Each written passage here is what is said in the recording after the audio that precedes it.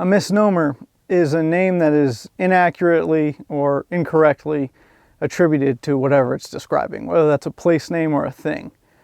A koala bear, for example, is not a bear, it's a marsupial. A peanut is not a nut, it's a legume. Panama hats are from Ecuador and French fries are probably Belgian. But here in the hill country of Texas is Dead Man's Hole, and it is in no way a misnomer. It's a hole about 7 feet wide, 150 to 160 feet deep. That's 15 stories deep. And at one point in its history, it was pretty much filled with dead men. 17 definitely, up to possibly 36. During the Civil War, this county, like many others, took a vote to determine whether they were in support or not of seceding from the Union. This county in particular voted 248 to 149 overwhelmingly to stay in the Union and not secede.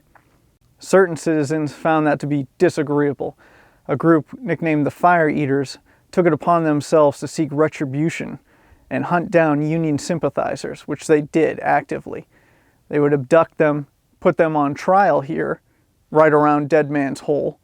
If found guilty, which overwhelmingly oftentimes they did, they would hang them from a local oak tree nearby and then drop the body directly into Dead Man's Hole. Union sympathizers and those that voted to stay in the Union oftentimes came out into the hill country to avoid being the victims of those who disagreed with them, which oftentimes resulted in the exact opposite, them being more easily ambushed and caught by Confederate sympathizers. One of the most prominent victims to end up down Dead Man's Hole was a judge named John R. Scott. He was originally born in New York, but lived in this area and voted to stay within the Union, despite the fact he had 4 sons fighting in the Confederacy. Unfortunately for him, the Fire Eaters didn't think that was enough, and he ended up down the hole as well.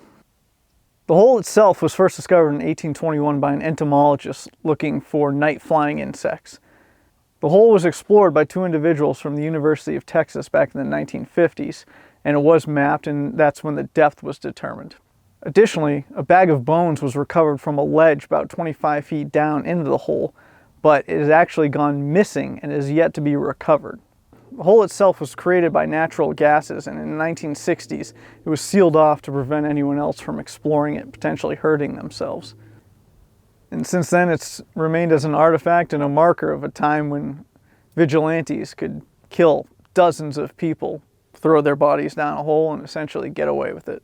For all intents and purposes, this is a tomb for at least 17, potentially dozens of individuals, men who got on the wrong side of Confederate sympathizers in this area, but it certainly lives up to its name. If you enjoy these videos, please like and subscribe, and as always, until next time, get lost.